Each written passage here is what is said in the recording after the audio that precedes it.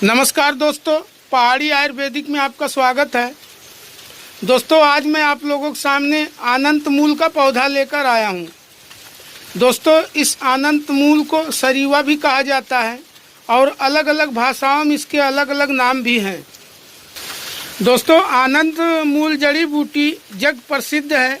इसे बहुत सारे बीमारियों में उपयोग किया जाता है, क्योंकि दोस्तों इस अनंत मूल का जड़ जो है कफ, वात, पित्त तीनों दोष पे काम करता है। अभी यह पौधा छोटा है, बच्चा है, क्योंकि बरसात की शुरुआत में यह पैदा होता है और धीरे धीरे यह बड़ा होता है और इसमें फली भी लगते हैं लंबे लंबे, लेकिन अभी फली फूल कुछ भी नहीं लगा हुआ है। और हाँ दोस्तों, यह भी एक बेलनुमा पौधा होता है जो कि काफ़ी दूर तक फैलता है। ये समझ लीजिए यह भी किसी न किसी पेड़ के सहारे ऊपर चढ़ता है या फिर ज़मीन पे ही फैलता है। करीबन दोस्तों 15 से 20 फुट तक बेल इसका सिर्फ ज़मीन में फैल जाता है। और हाँ दोस्तों, जब यह छोटा रहता है तो इसके पत्ते थोड़े चौले और गोल होते हैं, लेकिन जैसे जैसे यह बेल बढ़ता जाता है वैसे वैसे इसके पत्ते जो है पतले होते जाते हैं और लंबे होते जाते हैं। तो दोस्तों, मैंने आपको यह बताया कि यह सरीवा अनंत मूल बहुत सारे बीमारियों में उपयोग किया जाता है। तो दोस्तों, मैं आपकी जानकारी के लिए और कुछ बता दूं तो दोस्तों, अनंत मूल का जड़ बहुत सारे बीमारियों में उपयोग किए जाते हैं। तो वह बीमारी कौन कौन सा होता है वो सब मैं आपको बता दूं, ध्यान पूर्वक आप सुनिए। तो दोस्तों, वात रोग में पैदा होने वाले जितने भी बीमारी हैं मैं उनका नाम आपको बताता हूं। जैसे मान लो एक बीमारी होता है साटिका। अब साटिका बीमारी का लक्षण क्या है वो सुनिए। कमर के पास, कुल्हे के पास नस दबता है, झुनझुनाहट आता है और सुई की चुभन जैसा कभी कभी दर्द उत्पन्न होता है, या फिर कभी कभी नस जाम हो जाता है। अचानक चलते चलते नस जब जाम हो जाता है तो रोगी गिर जाएगा, ऐसा अनुभव होता है। कमर और कुल्हे के पास का नस जो है खींच लेता है, रोगी जमीन पर बैठ जाता है। अगर रोगी जमीन पर न बैठे तो यूँ समझ लीजिए दोस्तों, डायरेक्ट वह गिर सकता है, क्योंकि साटिका बीमारी में नसों में शॉट मारता है, झुनझुनाहट होता है और ब्लड सर्कुलेशन बराबर न होने की वजह से नस शून्य हो जाता है और नस अकड़ जाता है, जिसके वजह से रोगी गिर सकता है, मार लग सकता है। तो दोस्तों, उसी बीमारी को साटिका कहते हैं जो कभी कभी शॉट मारता है। तो दोस्तों, साटिका बीमारी जो है एक तरह से वात से उत्पन्न होता है। तो दोस्तों, साटिका बीमारी के लिए यह बहुत ही अच्छा आयुर्वेदिक जड़ी बूटी माना जाता है। इसके जड़ का इस्तेमाल किया जाता है 5 ग्राम से लेकर 10 ग्राम दूध के साथ, या फिर इस अनंत मूल का काढ़ा बाजार में भी मिलता है या आप खुद भी बना सकते हैं। उस काढ़े का डोज है 10 ml से लेकर 20 ml तक प्रतिदिन सुबह शाम। अब दोस्तों, वात रोग से और कौन सा बीमारी पैदा होता है वो मैं आपको बता देना चाहता हूँ। जैसे पैरालाइसिस, लकवा, यह भी एक तरह से वात रोग है। इसे वातों में सबसे बड़ा रोग माना जाता है, इसलिए इसका नाम है महावात रोग। इसे बहुत से भाषाओं में पक्षवात भी कहते हैं, क्योंकि अचानक इंसान का बीपी हाई होने की वजह से दिमाग के अंदर जो नस है वह दब जाता है, फट जाता है, जिसके वजह से रोगी अचेत हो जाता है, कोमा में चला जाता है और हाथ पैर का नस जो है शून्य हो जाता है। हाँ, इतना जरूर है दोस्तों कि हाफ साइड या लेफ्ट हो या राइट हो, लेकिन यह हाफ साइड ही अटैक करता है, यानी पैरालाइसिस का अटैक जो है हाफ साइड ही होता है। तो दोस्तों, इसी को पैरालाइसिस ब्रेन अटैक कहते हैं। यह भी एक वात रोग ही है। इस वात रोग में भी, यानी लकवा पैरालाइसिस में भी अनंत मूल का काढ़ा फायदेमंद होता है। काढ़े का डोज 20 ml से लेकर 25-30 ml रोगी के रोग के अनुसार दिया जाता है। आगे और सुनिए दोस्तों, वात रोग में गठिया भी आता है। गठिया में क्या होता है, गांठ गांठ में सूजन हो जाता है। जैसे आपके हाथ है, पैर है, तो हाथ पैर में गांठ गांठ होते हैं, जैसे उंगली में 3 गांठ होते हैं, या फिर कलाई का गांठ है, ट्यूनी का गांठ है, या फिर शोल्डर का गांठ है। इस तरह से दोस्तों हमारे शरीर के अंदर बहुत सारे गांठ होते हैं। उन गांठों के अंदर जो होता है कैल्शियम, वह कैल्शियम पानी जैसा पतला हो जाता है। कैल्शियम पतला होने की वजह से गांठ गांठ में सूजन आ जाता है और वह सूजन हड्डी के ऊपर तक फूल जाता है, यानी गुमड़ी निकल जाता है। रोगी को बहुत तकलीफ होता है, दर्द होता है, गांठ मुड़ता नहीं है, मोड़ने पर बहुत ज़्यादा दिक्कत होता है। इस लक्षण को गठिया का लक्षण कहा जाता है और इसी को गठिया रोग कहा जाता है। इसमें दर्द और बुखार और सूजन ये तीनों साथ साथ में रहते हैं। तो इस बीमारी में भी दोस्तों अनंत मूल का काढ़ा या जड़ का पाउडर काफ़ी फायदेमंद होता है। अब दोस्तों हम थोड़ा और आगे चलते हैं। एक घुटने का प्रॉब्लम होता है।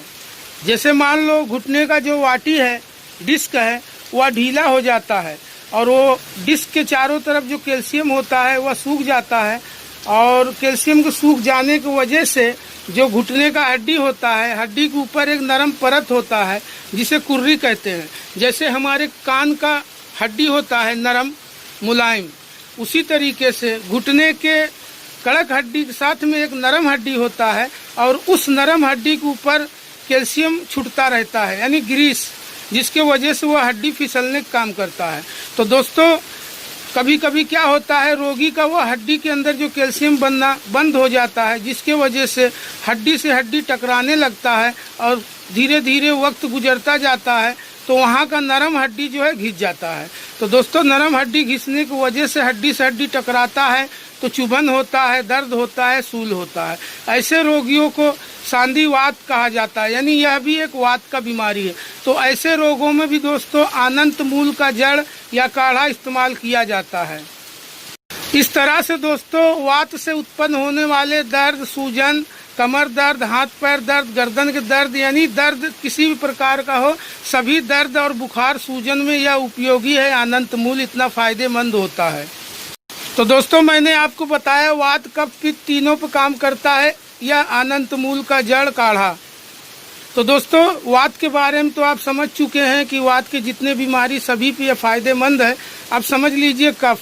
तो कफ से उत्पन्न होने वाले जैसे निमोनिया, टीबी या कफ के अंदर किसी भी प्रकार का ब्लड का आना या फिर खांसी, दमा, फेफड़े को पूरी तरीके से ऑक्सीजन न मिलना या फेफड़ा कमजोर होना, फेफड़ा ऊपर नीचे ना हो पाना, जल्दी स्लो हो जाना, या फेफड़े के अंदर किसी भी तरीके का मार का लग जाना या फोड़े फुंसी हो जाना फेफड़े के अंदर, या फिर दिमाग में हमेशा दर्द होना, दिमाग में कफ के जम जाना।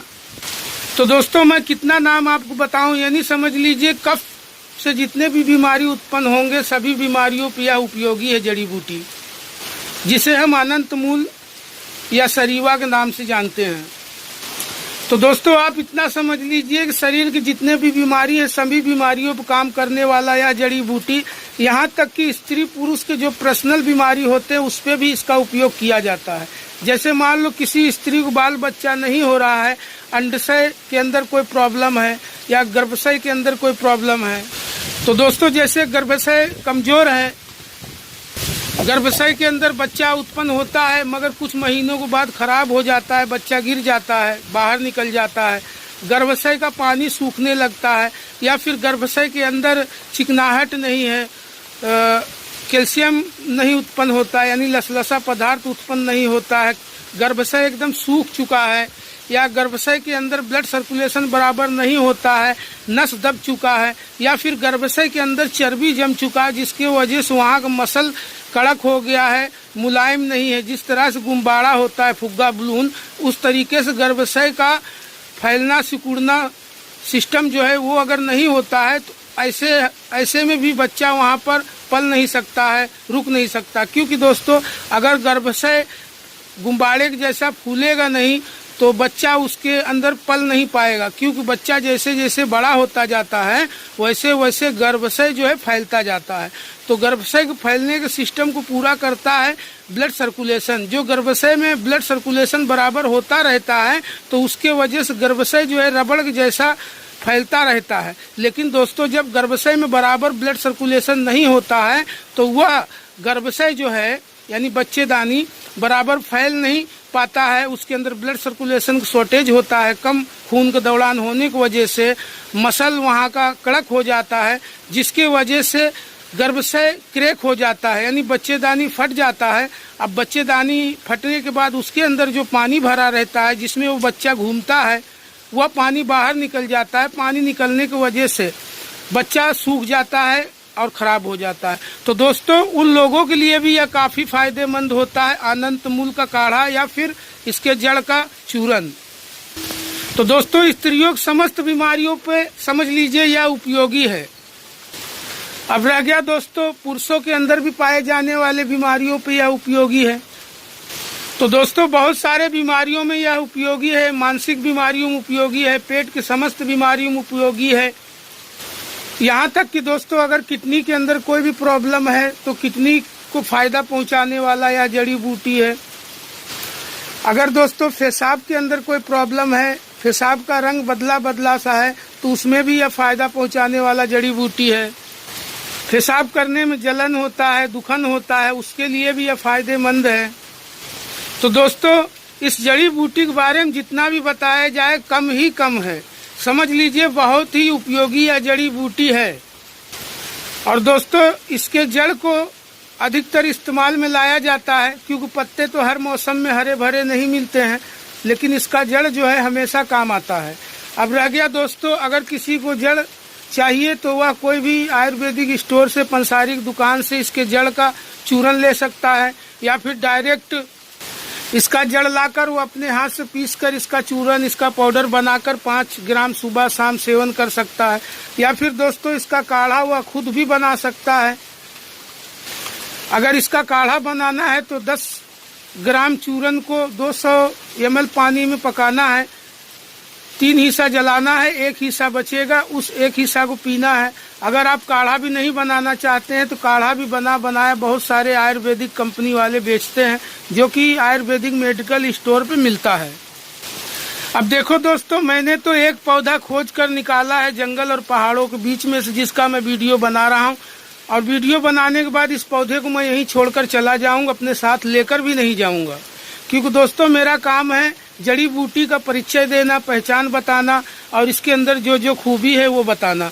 तो दोस्तों, मैं सिर्फ इसका वीडियो बनाकर आप तक पहुंचाता हूं, बाकी मैं पौधों का किसी भी प्रकार का हानि नहीं पहुंचाता हूं, न इसे नोचता हूं, न इसे ले जाता हूं घर। हाँ, अगर किसी पौधे का जड़ निकाल कर दिखाना होता है तो उखाड़ता हूँ, दिखाता हूँ, फिर उस पौधे को वहीं पर लगा देता हूँ, यानी गाड़ देता हूँ, ताकि वह पौधा वह मुझे फिर कभी न कभी मिल जाए। इसलिए उस पौधे को मैं दोबारा वहीं लगा देता हूँ।